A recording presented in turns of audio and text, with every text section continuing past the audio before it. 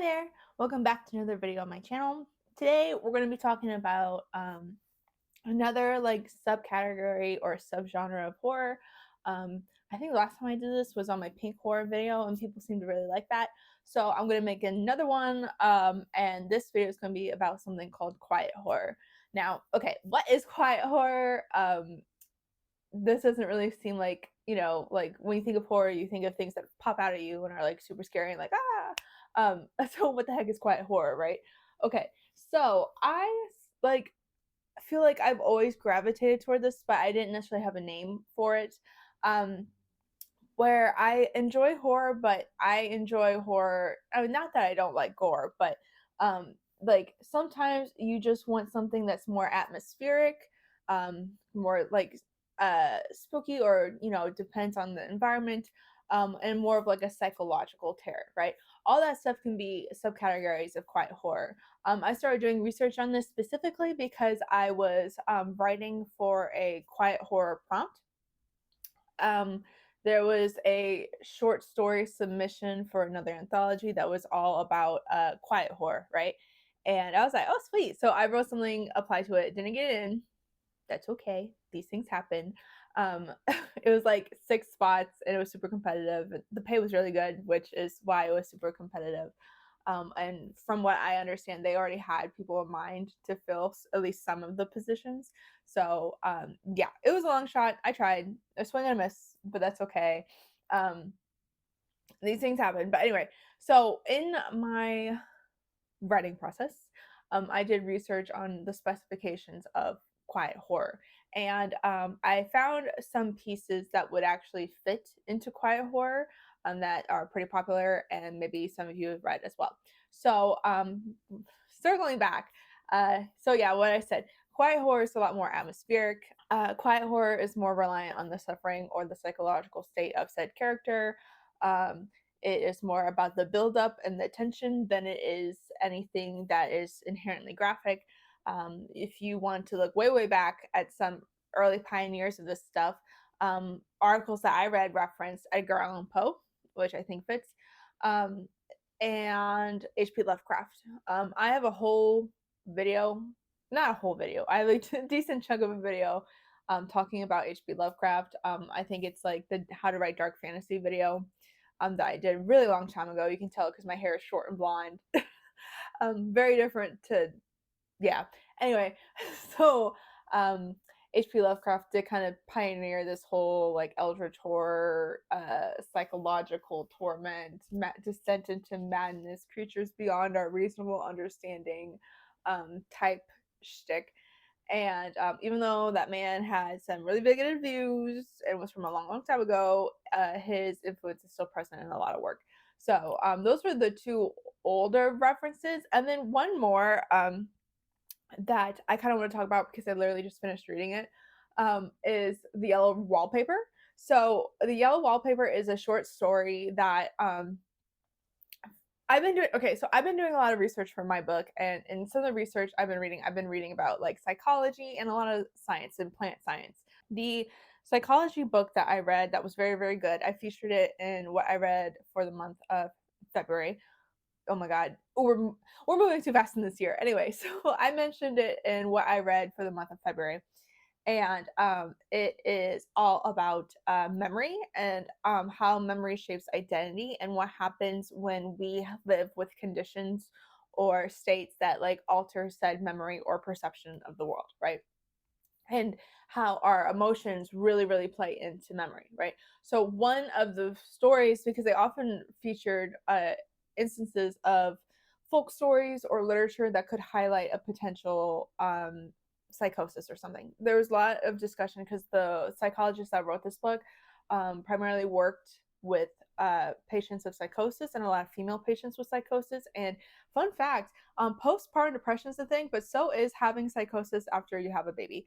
And this phenomenon is illustrated in The Yellow Wallpaper and the dangers of what happens when A, we don't listen to women about their medical concerns, and B, what happens if you have a constant destimulation of your mind and how that can actually worsen a mental health condition. So in the yellow wallpaper, it is all through the perspective of this woman who has a husband and recently had a baby, and her health hasn't been too good. So the husband, who's also a doctor, recommends that they live in this rented out mansion or something, and she should just have a bunch of bed rest to get better, right? Which, yeah, makes sense on paper, I guess. But she soon complains that like they don't let her do anything really, and like she's even writing this diary in secret because the husband and his sister, who is also a caretaker for her, they claim that this even writing is too much for her in the state. So she is really like kept to a single room in the attic pretty much. I was a little confused by this because there was references of her walking around the garden, I think maybe once or twice, unless I misread that. So she didn't get out of the room, but for the most part, they wanted her confined to her bed. She asked to go visit relatives or friends, and they denied her request. So she was really isolated in this room with this ugly yellow wallpaper. Um, we continue to read said sort of story through her perspective, and I guess this will be the spoiler part. So if you don't want to listen, just skip ahead a little bit. Um, but spoiler, she starts seeing things in the wallpaper. At first, it's just the manifestation of like creepy crawlies, and then that turns into a woman who is hiding behind the wallpaper, and then it turns out that she eventually believes that she is the woman in the wallpaper, and she starts crawling around and doing a bunch of weird shit, and then she doesn't want to leave the room anymore. So yeah, obviously, psychosis can happen when our perceptions of reality don't match what's going on in the real world, and this can happen for a number of reasons. But that is an instance where somebody's perception isn't in line with, you know, what's actually going on. Um, and it was a good read. I love that story. It kind of hits the things about quiet horror, right? There's no gore at all in the yellow wallpaper. It is a commentary about mental health and declining mental capacities. It's all about the tension and build up until you get like the twist at the end. It is more atmospheric, right? The whole story is called the yellow wallpaper. It is describing the environment around this woman. So yeah, I really recommend the yellow wallpaper. I am hinting at it for my own book because I'm writing a book now about Maud, who's my main character, and she is a Midwestern grandmother, and it's been a hard write because it hits really close to home, not only like location wise and family wise, but like also just some of the things that she's dealing with in terms of like life stuff is stuff that like I am trying to figure out myself at almost 30. So I'm trying to figure out how to write that from the perspective of somebody who's lived, you know, twice as many years as I have. So yeah, anyway, that's why we have that's why I'm interviewing family members here soon. Anyway, circling back. So yeah, that's the yellow wallpaper. That's another early example of quiet horror. So some other examples of quiet horror that you might know, I have seen The Haunting of Hill House compared to quiet horror, the book. I know there's like a whole series of movies on Netflix. I haven't read The Haunting of Hill House, so I can't really say what's super accurate and what's not. I know it's like a modern retelling of The Haunting of Hill House. Um, but it's the same sort of thing where it's like, okay, this is house is haunted, or is it somebody imagining these sorts of ghosts, blah blah blah. There's a lot of that. I feel like gothic, like the subculture of like gothic literature, can really like tap into quiet horror a lot. A lot of gothic literature I've read has to deal with like a crumbling, decaying house that also affects the lives and the health and the mental health of the people who live inside of it. That's like a staple for gothic horror. So Mexican Gothic is a great example of this. What's the other one I have? What's that called?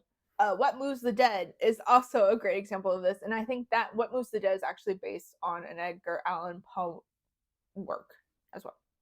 Yeah. Anyway, Gothic horror falls into quiet horror very, very well. I think it's if we had a Venn diagram, I feel like it would be like a circle within a circle type thing. Okay. Anyway, so we have The Haunting of Hill House. Another one I've seen referenced is The Lottery. That's on my list to read. I'm really excited about the premise of that. It is and again, I don't want to spoil it, but I spoiled it for myself. But okay, um, so it is meant to. You have to understand, this was written during a time where all these atrocities were happening around the world. I mean, atrocities are still happening around the world. Let's be so for real about that. But this piece is a commentary on how cruel and how normalized cruelty can be within people. And it's about a small town who does this sort of festival every year, and everyone's all excited about it and gassing it up. And then when you figure out what the festival entails at the very end, it's like a big shock to the reader. And this story actually came out in the New Yorker. It was a short story, and it came out in New Yorker, I believe, back in the day. And people were calling in like livid over this piece. Um, and I think it does a great job of calling out cruelty, not just like, because you think of cruelty and you think of like the bad guys, right? The evil men in power, or or whatever. But that sort of cruelty can also infiltrate like good communities. Um, and I think that was expertly done. And then speaking of that, something else I just read recently, I don't have it with me because I returned it to the library, because I've been trying to read more books from the library instead of buying them with my own money, because we want to support our local communities. And if my tax dollars are going someplace, I'd rather them go to libraries than war. So anyway, uh, I'm like going on so many like hyper tangents today. I don't know. Anyway, so another piece that is kind of like picking back off of that I think falls into quiet horror would be Something Wicked This Way Comes by Ray Bradbury. I know I talked about it a lot in my last like what I read in a month video, and I think it took up the bulk of that video, so I don't want to bore you. I won't rehash what I already wrote in there, or what I talked about in there. But it takes so similar ideas to The Lottery. This story takes place in a small town in Illinois, and it is all about like the influence of evil on small town folks, except instead of turning that evil within the community, Ray Bradbury has like an evil force come into the town, which is represented by a circus. Um, I guess a demonic circus. It's hard with that book because there's so much like, and I know this was popular at the time, um, exotification of evil, I guess, is maybe how I would put it. Um, how best to extrapolate on that? There's like a lot of Egyptian references, or like references to evils from like other cultures, um, that are like old stereotypes, but I don't know. Listen, I wouldn't use those in my work now, but I know they were popular back then, so take that with a grain of salt. But anyway, like the tattoo guy being inherently demonic, there's just stuff like that, right? The other is scary, right? And in Ray Bradbury's novel, in this work, the other is what's scary, and the other comes in and corrupts the town, right?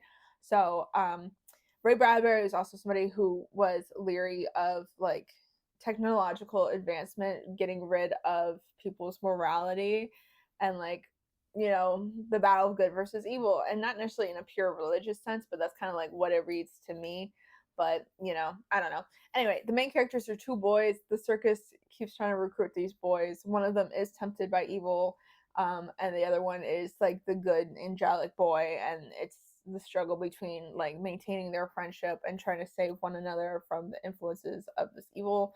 The good boy's dad is involved in some capacity, and the people themselves, the more they interact with this circus, the more grotesque or whatever they physically become.